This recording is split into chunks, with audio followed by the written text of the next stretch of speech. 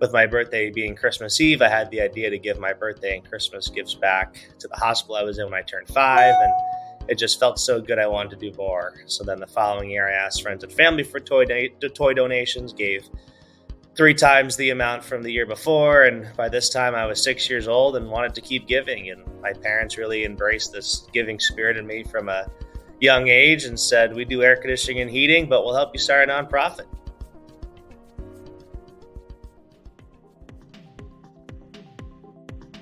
Welcome to the In Factor, conversations with entrepreneurs who started, stumbled, and succeeded. I'm Rebecca White, and this month during the holidays, we are featuring organizations that make the world a better place by giving back to their communities and service to the people in them.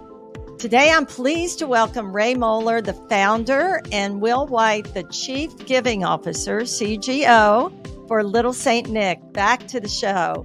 Welcome back, and thank you for joining me today on the In Factor. It's great to be back. Thanks for having us. Yeah, awesome to be here. Well, it is a real thrill for me because not only are you former students of the University of Tampa, but you've also spent some time in the Entrepreneurship Center at the university, maybe a couple of years, and we love continuing to support what you do. And I think I had you on the show a couple of years ago. So we're revisiting this enterprise. This not-for-profit has been around for a few years, Ray, right? You were 6 years old, I think.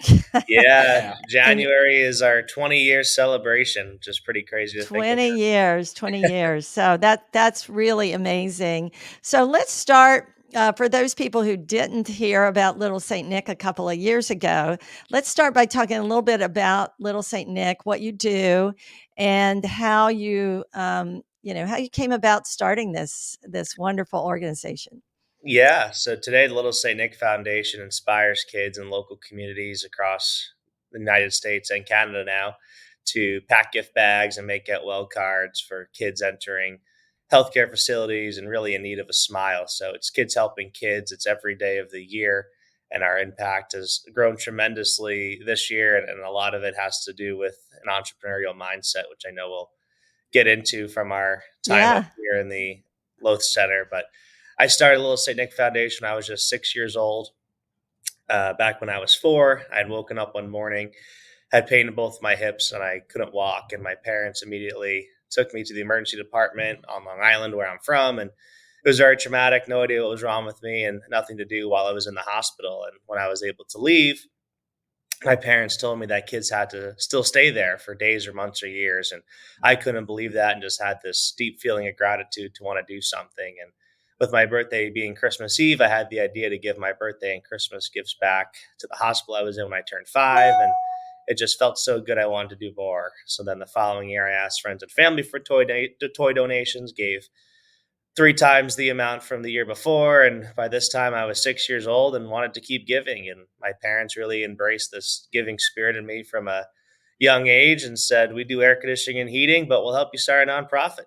And that's how it all began. So I grew up thinking of ways to help kids in crisis just in our local community, from dropping off toys to visiting kids' bedside with professional athletes to our gift bag program to granting wishes.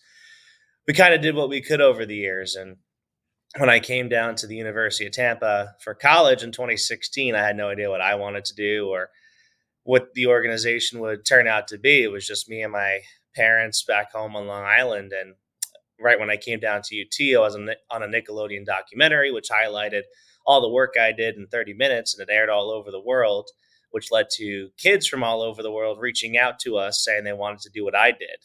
And we had this really cool situation in St. Louis, Missouri, where a 12-year-old boy saw the show in the hospital and was so inspired. He got 100 kids together to pack 1,000 of our gift bags and did a toy drive with his local schools and was able to organize with different hospitals in his area for us to go there and have our toy party and give out the gift bags. And it was really an eye-opening experience to see the power of other kids giving, not just me giving. And that's where we came up with Kids Inspiring Helping Kids. We said, let's build out our board, build up a business plan, and let's take this international. So that's the journey we've been on since the beginning of 2017, and it's just amazing. One of the things I love there's many things I love, but one of the things I love so much about this and what you do is that you're not only giving back to those children that are in the hospital now, but you're training a new generation every year of givers. And we all know how good it feels to give. But the world's a tough place sometimes, and it's hard to remember that. And ingraining that at a young age is really powerful. I'm curious. I've never asked you what happened with the young man who helped inspire the scaling, let's call it, of Little Saint Nick.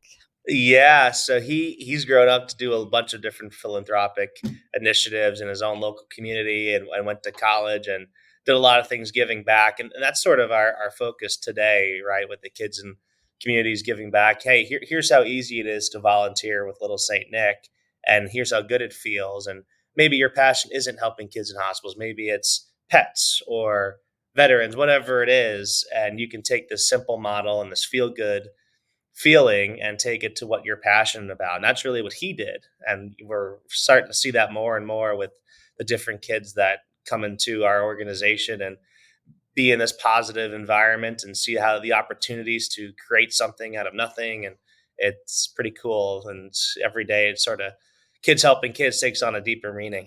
Yeah, absolutely. Now, Will, I know a little about your background too, but maybe for our listeners, how did you get involved and why? Of course, it's a wonderful initiative.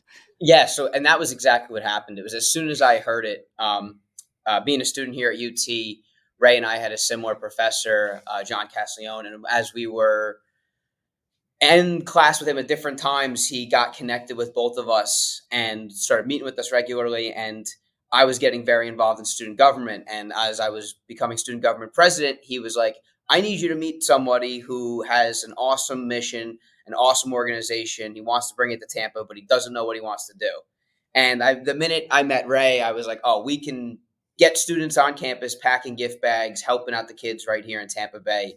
And that's exactly what we did. We had 300 kids in the Vaughn courtyard for our first event, packing over 1,000 gift bags. And it was just such a cool moment because we were supporting a UT student who was supporting the kids in our community. And it just made so much sense to me. And then from there, I kept working with Ray with the student government until our good friend COVID hit. And I had to move back to New Jersey. Spent some time, about a year and a half up there and not in Tampa. And then about a year in, Ray reached out to me and he's like, hey, Will, I hope you're doing well. Do you know of anyone looking for a job in Tampa Bay? So I was like, yeah, send me over the information. Like, I see you guys are looking to get started. And he's like, yeah. And then like a little bit later, he's like, what are you up to? I'm like, Ray, I'm the one that wants to move back to Tampa and work for you guys. Like, I'm in.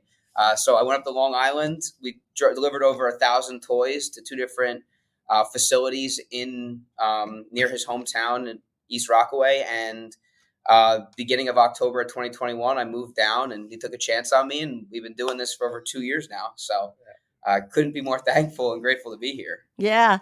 Well, it's really interesting because you guys do. I see you and you seem like you're working hard and you really have a passion for what you're doing, but you're also having fun and that you've built a great working relationship. What's the secret to that? I mean, there's a lot more we're going to talk about, but I'm just really curious. What's the secret to the two of you able to build such a strong, trusting, working relationship? Yeah, well, we're celebrating our 20-year anniversary this January, and everyone who's come into our lives over the years, whether it was someone volunteering, a board member, an employee, there's just some sort of special bond that develops with our organization. We call it the power of Saint Nick.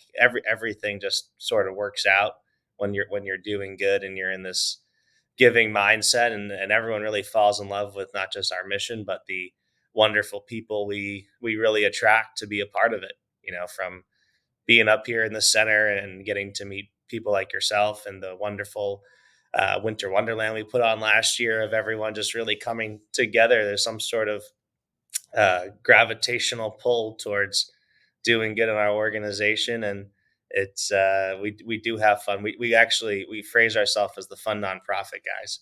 Um, but yeah, everything's really flowed. And Kira, who's now our director of marketing, she was a UT student who interned with us and fell in love with our mission. And yeah, the it really is the passion that's just overwhelming from everyone in our organization, board on down. Listening to you talk, and you call it the power of Saint Nick. It's it reminds me. I had a conversation just earlier this week with a mom who was struggling with what she was going to say to her children. They're kind of getting to the age where they're wondering about the whole spirit of Saint Nick. But Right. what I see in you all is that it's alive and well. Yeah. And whatever it is, it's really hard sometimes to put into words, isn't it? Yeah. That It's a giving mindset. And that's why we have it all year round, every single day, whether it's teaching kids how to give or having kids in crisis know that someone else cares about them. It's really an all year round mindset centered around the giving season. Yeah, yeah, and spreading that giving season beyond just a few weeks at the end Yeah. of every year, right? And We that's want to that's so feel Christmas powerful. every year, Every Yeah, day. every Yeah. every day, day, every day, Every every day. day, all year. Yeah, every day, all year long. Yep. yeah. What a blessing! What a blessing. Yeah. Well, I'm really curious. I'd like to talk a little bit about an entrepreneur, running a not for profit, because I think a lot of our listeners might be interested in that. There's certainly a lot we can talk about from the perspective of what you do and the impact that you have. And I love those stories. So feel free to bring those in as we talk. But I'm really curious about your experience as young leaders in the community and in the now internationally in the U.S. and in Canada, in terms of you have a goal, you have a vision, you're raising money, you're building a team, you've got all the same kinds of work responsibilities that are required for anybody running an entity, whether it's profit or not for profit. So I think it's important to talk about, the whole role of an entrepreneurial mindset in nonprofit leadership. And I'm just curious, Ray, you are the founder and the CEO of this organization. You're very young. But you've obviously done a great job. You've obviously learned a lot. I'm sure you're continuing to learn. That's probably what leads to your success as well. We all continue to learn. But do you believe that an entrepreneurial mindset has been a part of your leadership style? And if so, how has it influenced your decision making? And just to kind of frame it up a little bit, I define entrepreneurial mindset. You probably already know, as recognizing opportunities, taking action, and remaining resilient in the face of failure and challenge. So I'm just curious about how that influences your decision making and your leadership. Yeah, well, as a team, we always say every day we're experiential learning. So that doesn't describe entrepreneurship. I don't know what Absolutely. when we had our board expand in 2017. We John Castiglione, who we mentioned before, he helped us build our first business plan, and all kind of sat around and said, all right, how are we going to do this? Right? How are we going to easily get kids of all ages involved? What's the programs look like? What's the relationships with the hospitals look like? So how do we fundraise? How do we take this from New York to everywhere? And that mixed in with changing my major to entrepreneurship and getting involved with the center. As time went on, more and more of it, you find out that running a nonprofit is just like running any other business. You have to have that mindset of evaluating everything that's going on, seeing what works, what doesn't work, and continuing to evolve it. And a lot of times what happens is nonprofits, especially smaller ones, if they don't have that mindset and they don't keep growing and evolving, eventually they start to fade out. So just like any other business, if you're not growing, you're dying in a sense. So that's been our mindset since 2017, really, and it's just kind of evolved every single day.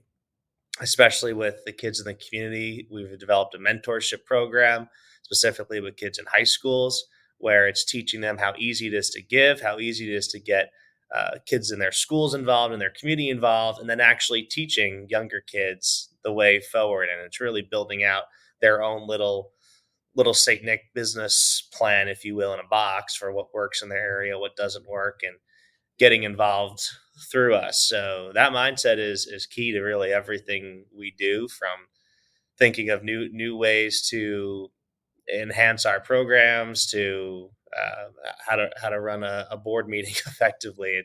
It's embedded in all of us, and it's something that, when we bring on new team members too, that's the first thing we want everyone to come in here and say, hey, here's what we do, but bring your own ideas to the table. What can you add of value? What do you think of how we're doing this? What can we do differently? And that's how we continue to get better and expand. Yeah, and you're inspiring that mindset among everybody that you work with, I think, when you open it up to their input. And I love the way that you opened your comments by talking about being a experiential learning organization, because entrepreneurship is really a hypothesis that you're constantly testing and reframing and checking. I'm really curious about innovation and how you think about innovation, because you were talking about organizations that don't innovate and don't change, and how they disappear. And social challenges, social problems are always evolving. Have you seen some significant changes to how you operate, especially maybe even over the past few years? We mentioned the pandemic and the impact that had. I heard something. Was it just last night? Just recently? Maybe even this morning, about the number of children who are struggling to sleep at night, and they're taking melatonin and other products that we tend to think about for adults who are dealing with a lot of stress. So, there's a lot of mental health issues, and a lot of children are struggling, I think, with the aftermath of that. Have you seen any of that? And has it changed the way that you operate at all? Big time. More and more Definitely. post COVID of kids really struggling. Social media doesn't help, technology doesn't help, and something that we've just been kind of coming across the people we talk to and different things going on is, how can we make technology a positive thing for kids? We're talking to some different platforms that are trying to integrate technology with positive mental health behavior, even something as simple as a video game that can be a positive mindset. If kids are going to play a video game, at least have it be something that they can learn from or be positive. And how can we take what we do and teaching kids, whether it's via video or something digital, and take it to physical giving, because it's a huge problem. It's something that, especially the hospitals we work with, which now we're in over 20 different healthcare facilities, they're being inundated with more and more behavioral health patients, and there's really no infrastructure in general hospitals or general pediatric hospitals or urgent cares of what to do in those situations. There's very few behavioral health and mental health resources out there for kids, and it's becoming an issue even for younger kids now, not just teenagers, etc. So that's really emphasized an importance for us to get kids as young as possible in this positive mindset, because the resources just don't seem to really be there for kids, not just in Tampa or New York, but everywhere. So that's something we sort of keep evolving. And Will's new role as chief giving officer is, how can we get more kids involved on a regular basis, even without one of our team members physically being there? Hey, great, we can at least make some get well cards and provide some sort of videos that, okay, here's why I'm giving, and this feels good, and I'm in this positive environment now, rather than doing nothing. Yeah, yeah. I think it's just a really interesting time for your organization, because I think there is so much opportunity. Even I know you've got your hands full with the way that you operate and run your organization, but we have to find some solutions, I think, for these children. And it's really interesting because we started out this conversation talking about the power of giving and how good it makes you feel, Yeah. and I love that you're connecting those dots. And I'm very curious, Will. Ray mentioned your role is a new one as Chief Giving Officer (CGO), and I love that. What Tell me a little bit more about what you do and what some of your thoughts are on how innovation can be a part of what you're trying to accomplish. Yeah, and innovation is something that we even thought about it for a title actually, but we giving just felt so natural with what we do. But yeah, a lot of it is working with the hospitals and the healthcare facilities to see how can we best suit their patients and best make sure that the kids that are entering their facilities are having a lot of that fear and anxiety that they face when they first enter taken away. And that's where our gift bag program has been so successful, and why hospitals and healthcare facilities want to continue working with us is because it's something that takes these kids' minds off of why they're there. It's a stuffed animal to hold on to, a coloring book to play with, a pop-a toy to keep them distracted, and a get well card that another kid's making to show them that there's kids out there that want to see them get better. And it's awesome that we have a table set up in the center, the entrepreneurship center, and constantly I'm always seeing kids making get well cards, and the table piles up. And it's really awesome to see that there's people that want to continue giving even as they get into college. And the cool thing with my role is being able to work with the healthcare, the schools and the youth groups, and working with the kids that we're inspiring to do the giving. You really get to see that creative imagination that these young kids have come to fruition with the different things that they want to do and the messages they want to say and the ideas that they come up with to want to support these kids. We have a 7-year-old that's local here in the Tampa Bay area who's selling lemonade on the weekends and playing bingo with his friends so he can raise funds to pack these gift bags. And it's just getting to work with an awesome kid like that, who at 7 years old is this little entrepreneur as well, doing everything he can to give back to the community that he's a part of.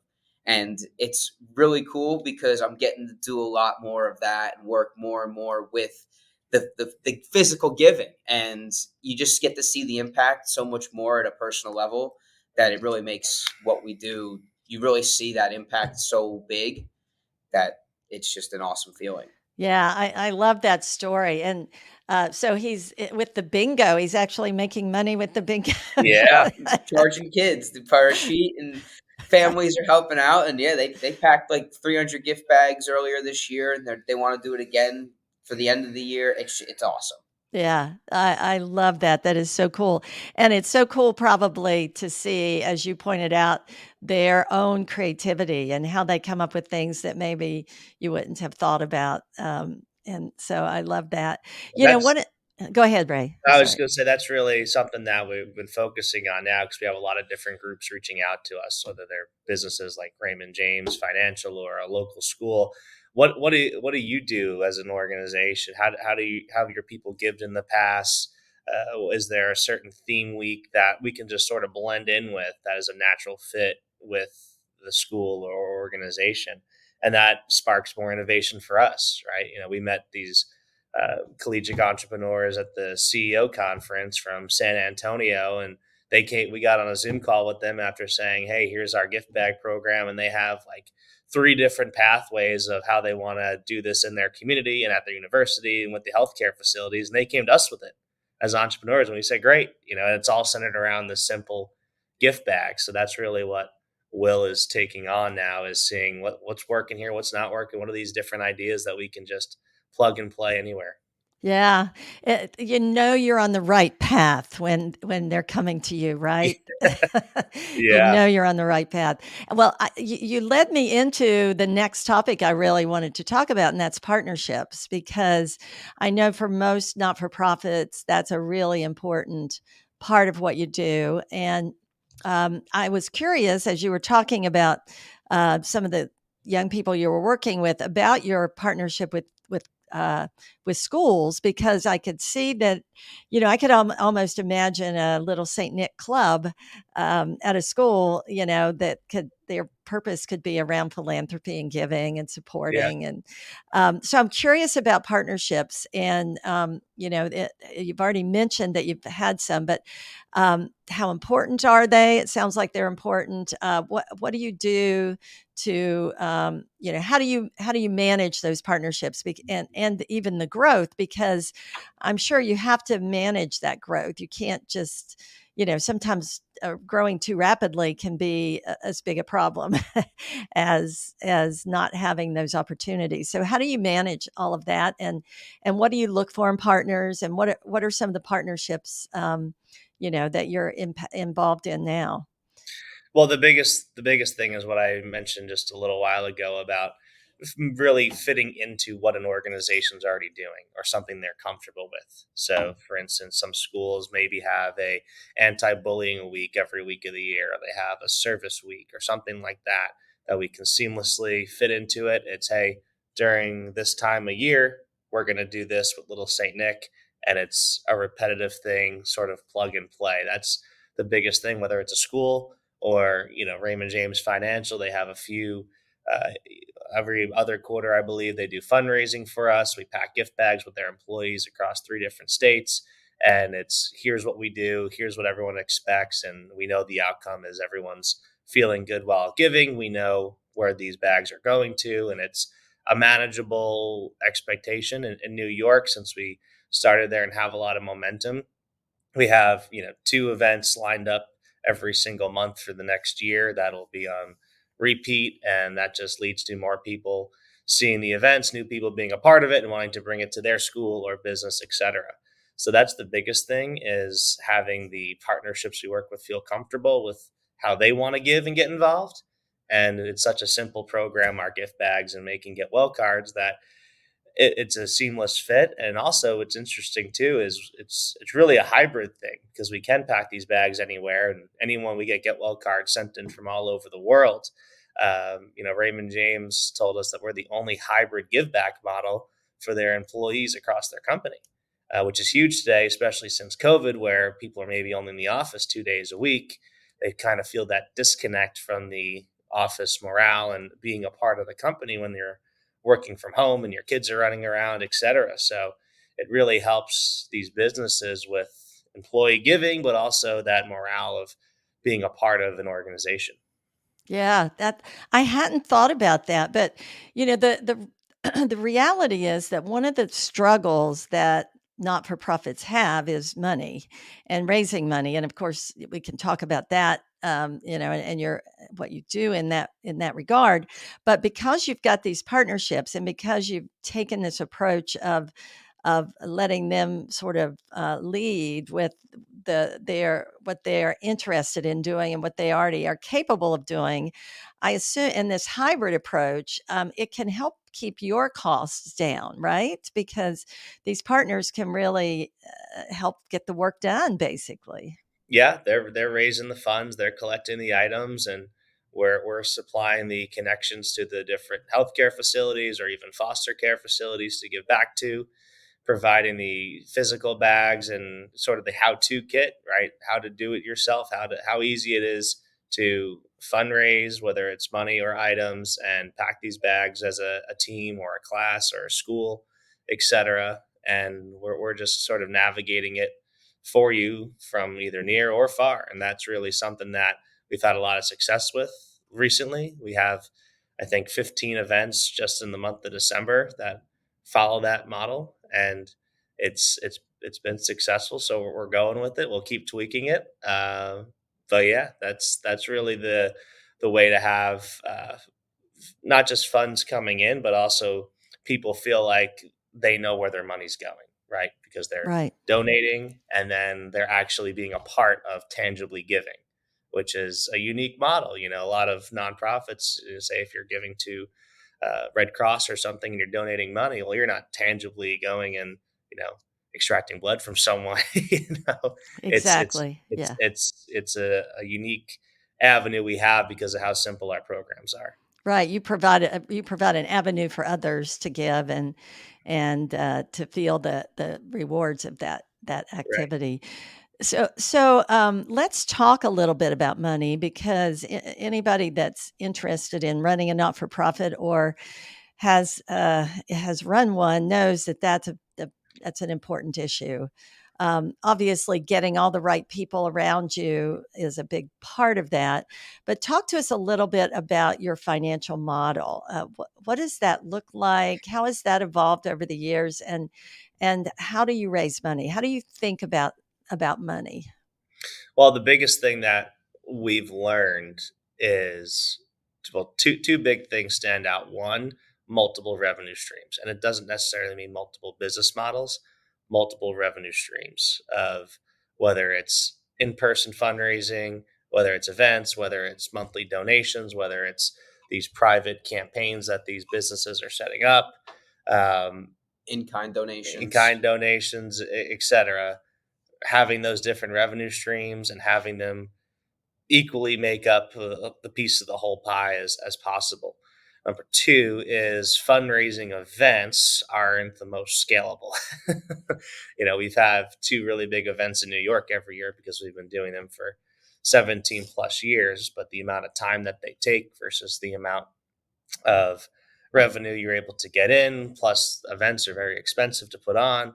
Uh, we found that it may not be the best use of time in terms of scaling those things to different areas, which is why we don't have a golf outing in Tampa, for instance. So finding multiple revenue streams that sort of like we were talking about with our partners, right? How, hey, there's these 20 events set for the year. Here's how much they're going to raise. Here's the involvement's going to be. And we can sort of rely on that year over year and use that as a base to grow from there. So those are the real big highlight points for us that we're sort of building off of. And the monthly donation model is definitely another great one.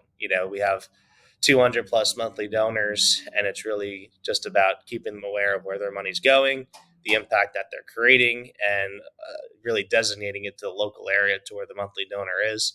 And we've had great success with retaining monthly donors because of that. So there's, I would say if you can get five or so different revenue streams and just form a platform off of it and build off of it, that's probably the best way because in the nonprofit sector, especially when you're not quote unquote selling things, the donations can vary every year, depending on what's going on in the world. Grants, if you get a grant one year, well, maybe they skip a year because they want to change it up. You gotta, it's really important to diversify because of the industry of itself and the nature of people giving. Yeah, that's great advice. And you mentioned grants because a lot of not for profits do depend on grants. And I know I've done a lot of grant writing myself over the years, and grants can be a big struggle too because they can take a lot of time. So I'm sure you have to look at. You mentioned this, but you have to look at the resources that you get for the time that you're investing. Like you mentioned, Yeah, events take a lot of time. And I think yeah, probably a lot of not for profits can get stuck in thinking in a too limited way about resources. Do you think yeah. that's true? Grants and fundraising events are the traditional way, right? Mhm.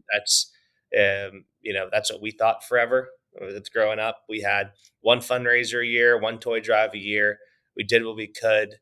Granted, I was going to school and my parents running their own business, but there wasn't that mindset of how can we grow off of these events? What other things can we be doing? I mean, we didn't think about having monthly donors until 2018, until a board member said, hey, we should create something where people can give on a monthly or a quarterly or an annual level. And, here's X amount of dollars will help X amount of kids, that sort of mindset. So we've really evolved with it. Grants, it's really just about weighing how much funding is out there for a particular grant, what's the competitive landscape of how many people are applying for it, how well does it match up with our organization, how much time is it going to take to apply for it. There's a lot of things before we even touch a grant to fill Mhm. out that we really evaluate. um, the most success we've had with grants has been relationships though, and that's really going to be a big focus for us, is building the higher and higher level of relationships. And I'm sure that's something like Tim Marks would talk about of, surrounding yourself with the right people who can open those doors, because people want to give when they really get to know you. It's not just about submitting an application blindly. People want to know who you are and what they're supporting. So that's going to be a big focus of ours in 2024. Yeah, it is about building relationships and building community, people want to feel a part of something, and obviously that's partly what you do is encouraging this giving mindset, not just among children but among everyone, and making sure that everybody feels good about that. And so I'm really interested. You brought up, and we talked about this last time a little bit, but I know that for most not for profits, having an advisor, a board of advisors or a board of directors, depending on your structure, is important, or both. Could you tell us a little bit about how you built your board, and do you have multiple boards? I know some organizations have a board of directors as well as a advisory board, but how does Little Saint Nick operate from a board perspective? Yeah, so the board obviously is the technical owner of the nonprofit, the board of directors, and started out really as friends and family, as most boards start.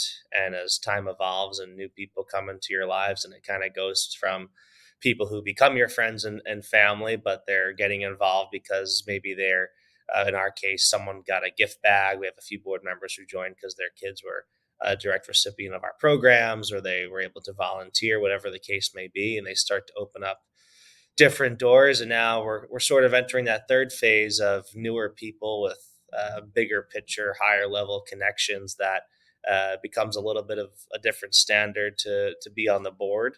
When we were just getting started, the board was, hey, let's get as many experienced business people here to figure out a business plan and how to scale this. Well, now once you scale and you have a model that's working, how can we open those bigger doors? So that's kind of where we're at. I would advise any nonprofit that is starting I was actually talking to someone who's starting a nonprofit the other day. I would advise to say, be very selective with who joins the board and have really direct goals for whomever is on the board. We do have an advisory board, more so local to the Northeast of the United States, just from the different connections we've had. A goal of ours is to sort of have little advisory committees regionally, in the US and in Canada, for people to feel more a part of our organization. And also, really, every area is different. How we operate here in Tampa, yeah, it's the same premise under the gift bag and the get well cards, but the opportunities and the people and the community is totally different than New York and in Canada, et cetera. So that's our thought process right now, having our board of 10 to 13 directors and smaller advisory committees locally that can help out on a community level. Yeah, I love that. And, so much of my own experience, I think, has been reflected there. You start with whomever you can get around the table, and then you build up to the marquee names that can really bring the resources, not just money, but other people Yeah. to the table. The interesting, I love your idea. I know some banks, I was on a bank board, and then when we were purchased by a public bank, I was on the local advisory committee. So I know organizations, profit and not for profit, do that sort of thing. One of the big challenges, though, with that is the time involved in managing a board. Oh yeah. So I don't know if you have any thoughts on that, but I think for our listeners who are thinking about not for profit, it does take a lot of time, right? And the bigger your board, the more time that can take. And of course, multiple boards can take even more time because, there's relationship building there as well. Yeah, I mean, that's goes back to the point of being very direct, right? Our advisory board in New York, for instance, because we do have two bigger events up there, it's a very big focus for the first 9 months of the year of what we need. And it's really to enhance and grow those events. And then, hey, here's everything else we're doing if you want to help fill in the gaps with a different partnership to pack bags or a different healthcare facility, whatever it is, but being as direct as possible. But what's needed on a local level, on a bigger picture level, will give people direction so that they're not confused. That's the biggest thing we learned. Really, the first 2 years of having a board of directors, it was really open ended meetings and open ended asks, where now it's more specific things. Everyone has a good understanding of who we are and how we operate, but then also, okay, here's what I know I can do, and here's what I'm going to go set out and do to help the organization. So that's the best way to save everyone's time, not just our teams, but the people who are involved, because we kind of look at everyone who's helping us from the outside as that we're sort of third in the pecking order to their own family and personal lives, to their jobs, and then to their giving. So we have to make it as easy as possible to get involved. That's such good advice, making it very clear what the expectations are and making sure that people understand that. Do you have term limits on your boards? Yeah, we do have 2 year alternating term limits on the board. Um, yeah, we the advisory board. Like I said, we're just kind of getting it rolling in New York. It's been more so people who help support our events. So we're before we start having advisory committees everywhere, we want to really see how it's going to work, especially because our advisory board in New York, as I mentioned, it's more so off the events model, which we're trying to steer clear of. Yeah, yeah. Well, I think that's really smart. I mean, it's like scaling anything else. You want to try it out, make sure, test it, get your MVP out there, see what works and doesn't work, and I'm assuming you do that with a lot of things that you want to roll out on a larger scale. You said you're in 20 communities now or 20 institutions. Yeah, 20 healthcare facilities. It's 7 states in the United States, and then 4 provinces in Canada. And then so across our international impact, 20 different healthcare facilities. We actually just did the math. We gave out over 11,000 gift bags so far this year as well. That's wonderful. That's wonderful. Now, how many employees do you have, full-time employees to manage all of this? Yeah, right now we have a full starting five. So we have Will as our chief giving officer, Zach, who's up in New York. He's our new COO, which is very key for me, taking me out of the operations to focus on these bigger picture things and relationships, like we spoke about. Kira, a former UT student, is now our director of marketing, and we actually just brought on a Northeast executive director to man our New York headquarters. So there's five of us right now. We started the year with just me and Will, so it was necessary to add on more people, and Definitely. we'll see what 2024 has in store. But it's definitely been a magical year, from our giving to adding on new people to seeing, on the entrepreneurial business side of it, how we can keep improving on our operations, and then how can we can keep growing different relationships. So. I love it. You answered the question I was gonna ask, and what has been the big changes in the last 2 Yeah, years since we talked? yeah, It's a big expansion. How many institutions were you in or healthcare facilities 2 years ago? Do you remember? very. When we talked, it was 3.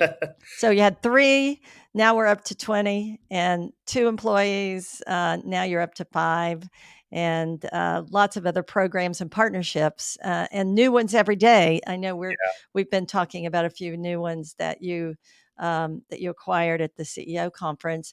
So, you said 2024 is gonna be a big year. I just have to ask, we talked about the last 2. What's in store for the next year? Maybe we'll have you back, on the In Factor in All December of right. 24. What would you like to be telling me then? Yeah, I mean, what's pretty cool is we just did a whole overhaul on our website, which hasn't been touched in the last 10 years or so. And it's very impact driven for people who are visiting our site or on our social media to get involved, whether it's volunteering, sponsoring, partnering, media inquiries, etc. And we're seeing up to 6 inquiries a day coming in since November 1st of people wanting to get involved. So there's been a big uptick in that, which has led to new partnerships. Once we keep working on this sort of do-it-yourself model and tweaking it, I think there's a real possibility we'll be having every single day of the year a different event going on, whether it's just kids making get well cards or collecting items, et cetera. Right now, every day of the year, kids are spreading the mission and planning for events, and then having one big one. And I think we can make this where every single day we'll be sharing with everyone some really cool impact that's happening across North America. So we'll see. I mean, we started this year out just in New York and Florida, and here we are. So we've just been riding the wave. That's amazing. It's, what I'm hearing is the spirit of Saint Nick is going to be every day of the year in Yeah. 2024, and Oh yeah. that's really a wonderful thought and something that we can all hold on to, because there's plenty of problems in the world and sadly, plenty of children that are struggling, and what you're doing is making a big difference. This is, again, such a delight to talk to you both. I always end by asking if you had one piece of advice for our listeners, knowing that a lot of them are interested in probably following your path and making a difference in the world through some kind of entrepreneurial endeavor. What would that advice be? Let you start this one. Um, if I can give one advice, um,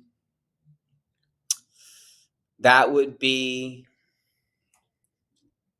hmm, I'm gonna have to say, don't make excuses. It's always something. One of my favorite quotes is, "You're only as strong as your strongest excuse," and it's just, it's very easy to wanna, get sidetracked, or we get so many opportunities. It's easy just to kind of fall in anything, but it's really just sticking to what you know and believing in yourself and just keep pushing and working hard, because if you had asked us where if we'd be in this spot 2 years ago, as much as I want to say I don't think we'd be like, no way, we knew that if we kept working hard, we'd be able to go international. So it's just keeping that mindset of working hard and not making excuses on why you can't do things.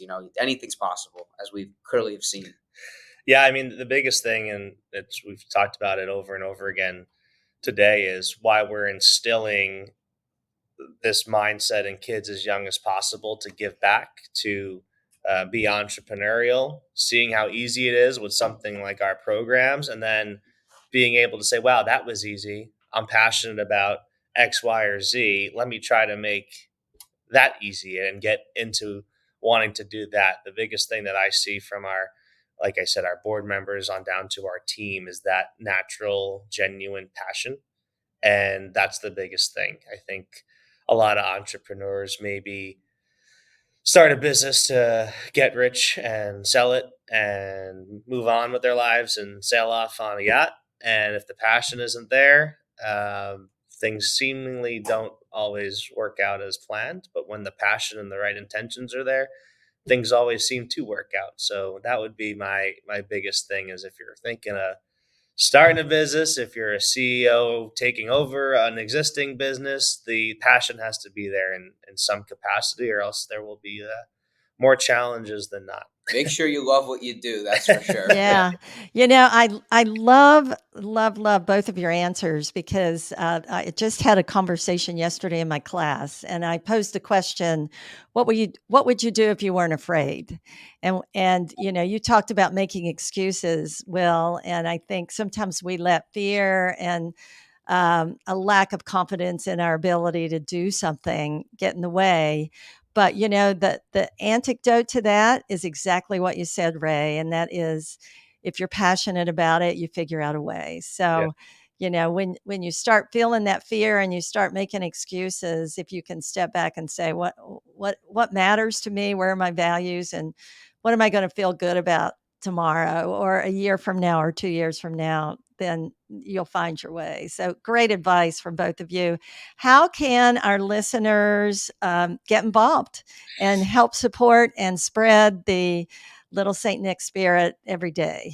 Yes, littlestnick.org is our website. As I said, it's brand new, less than a month old. So everyone go check it out. We have a lot of, like we talked about, do it yourself ways for people to simply get involved in their community, even if it's not a chapter that we have established yet. As I mentioned, we get well cards sent in from all over the world. We're constantly looking for new partners, whether it's on the healthcare, business, or youth group side, and trying to grow our impact one kid at a time. So littlestnick.org. We have all the social medias and newly have Little St. Nick Canada social media as well, which we are like starting a new entity all over again. So it's exciting. Amazing, amazing. Well, congratulations to you both and to the whole Little St. Nick team, and happy holidays. And I look forward to, I'll see you all soon in the center. Definitely. Yes. Yes. Thank you again, and happy holidays. Thank Yes. Thank you. you for everything, not just this podcast, but all the wonderful support over the years. And the entrepreneurial mindset stems from really our experiences up in the center, which you've led. So thank you. Well, it makes it all worthwhile. Definitely. Thank you. If you enjoyed this episode and would like to learn more about entrepreneurship, we would love it if you hit that subscribe button. Thank you so much for listening to this episode of InFactor.